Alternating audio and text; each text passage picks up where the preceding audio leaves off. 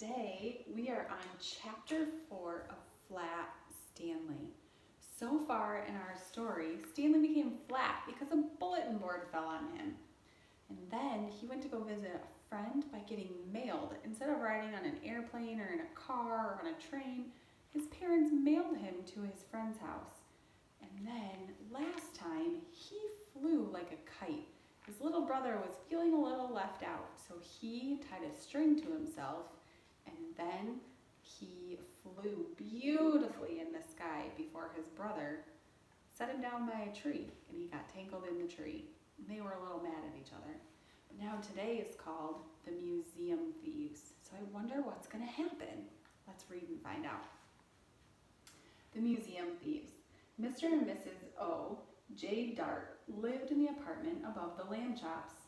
Mr. Dart was an important man, the director of the famous Museum of Art downtown in the city. Stanley Lambchop had noticed in the elevator that Mr. Dart, who was ordinarily a cheerful man, had become quite gloomy, but he had no idea what the reason was.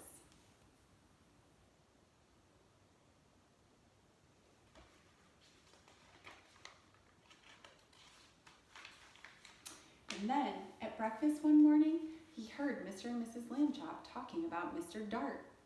"I see," said Mrs. Lambchop, reading the paper over his Mr. Lambchop, reading the paper over his cup of coffee, "that still another painting has been stolen from the famous museum.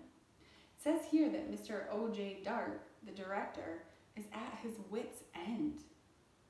What does it mean to be at your wit's end? If you had something stolen from you and somebody said they were at their wit's end, or if you aren't listening and your grown up at home says, "I am at my wit's end with you," what does that mean? At your wit's end, I think that it means that you just can't take anymore. Sometimes when Sage is misbehaving, I'm at my wit's end. Just can't take any more of her misbehaving, and she needs to get back to acting just like we expect. So Mr. Dart is at his wit's end. He just doesn't know what to do because his paintings are missing. "Oh dear, are the police no help?" Mrs. Lambchop asked. "It seems not," said Mr. Lambchop. "Listen to what the chief of police told the newspaper. We suspect a gang of sneak thieves. These are the worst kind. They work by sneakery, which makes them very difficult to catch. However, my men and I will keep trying.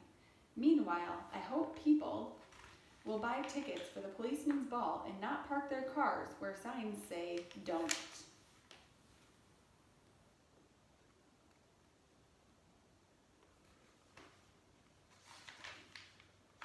The next morning, Stanley Lambchop heard Mr. Dart talking to his wife in the elevator.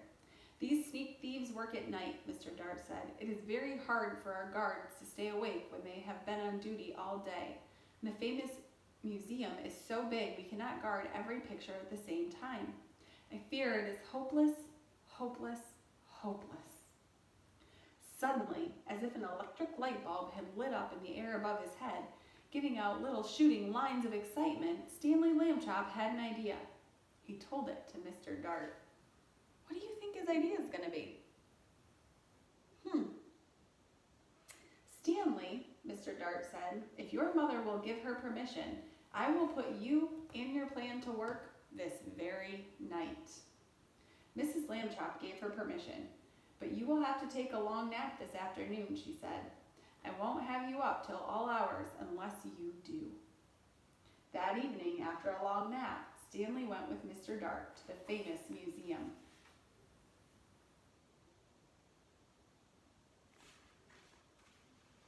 Mr. Dart took him into the main hall where the biggest and most important paintings were hung. He pointed to a huge painting that showed a bearded man wearing a floppy velvet hat, playing a violin for a lady who lay on a couch. There was half a man, half a horse person standing behind them, and 3 fat children with wings were flying around above. That, Mr. Dart explained, was the most expensive painting in the world. There was an empty picture frame on the opposite wall. We shall hear more about that later on. Mr. Dart took Stanley into his office and said, "It is time for you to put on a disguise." "I already thought of that," Stanley Lambchop said, "and I brought one." My cowboy suit has a red bandana that I can tie.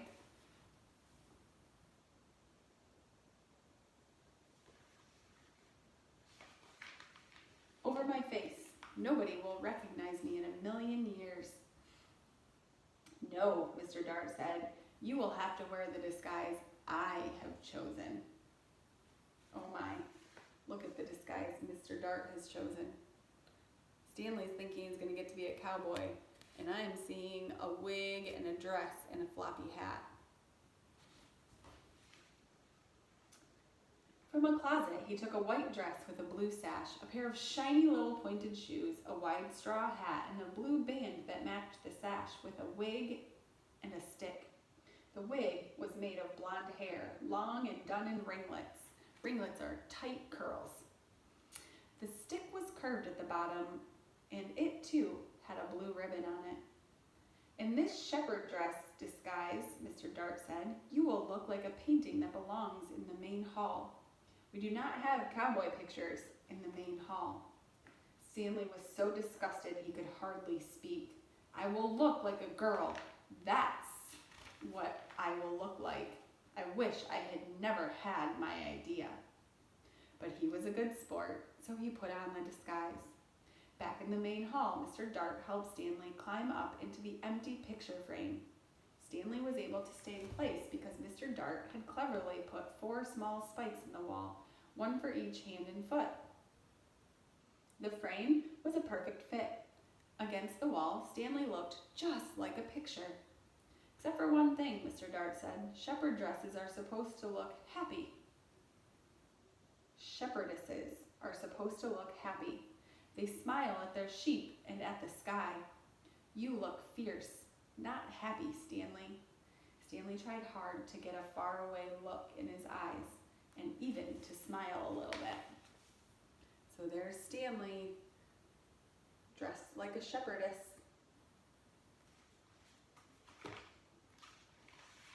Mr. Dart stood back a few feet and stared at him for a moment.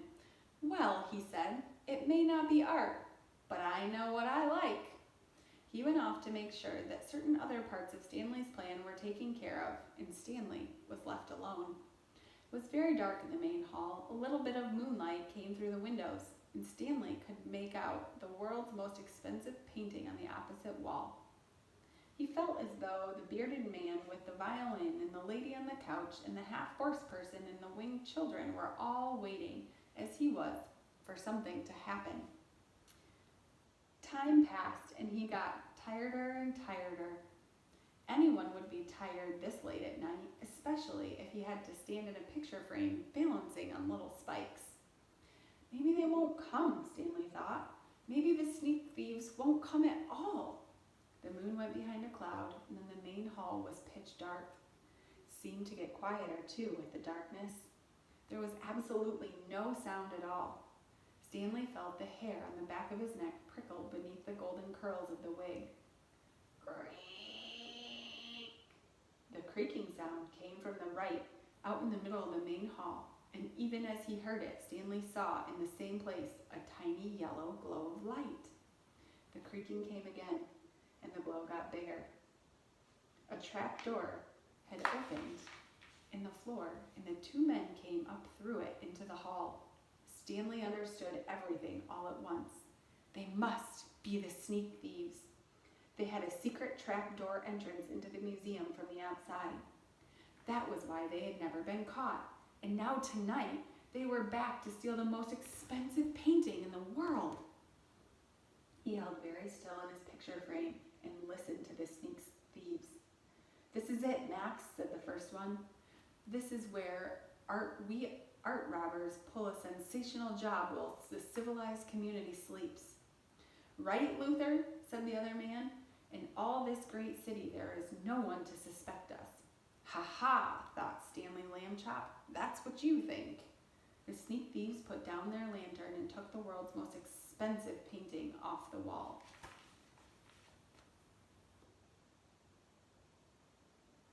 Those thieves weren't very smart to use their actual names. What would we do to anyone who tried to capture us, Max? The first man asked. We would kill him. What else? His friend replied. That was enough to frighten Stanley, and he was even more frightened when Luther came over and stared at him. This sheep girl, Luther said. I thought sheep girls were supposed to smile, Max. This one looks scared. Just in time, Stanley managed to get a faraway look in his eyes again and to smile. Sort of. You're crazy, Luther. She's smiling. What a pretty little thing she is, too.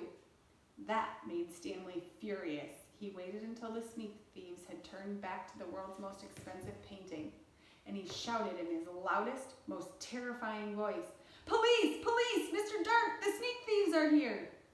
The sneak thieves looked at each other. Max, said the first one very quietly, I think I heard the sheep girl yell.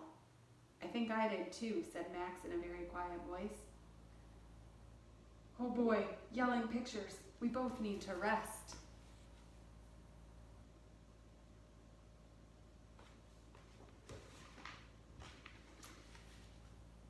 You'll get a rest, all right, shouted Mr. Dart, rushing in with the chief of police and lots of guards and policemen behind them. You'll get arrested. That's what. Ha ha ha. The sneak thieves were too mixed up by Mr. Dart's joke and too frightened by the policemen to put up a fight. Before they knew it, they had been handcuffed and led away to jail. The next morning in the office of the chief of police, Stanley Lambchop got a medal. The day after that, his picture was in all the newspapers.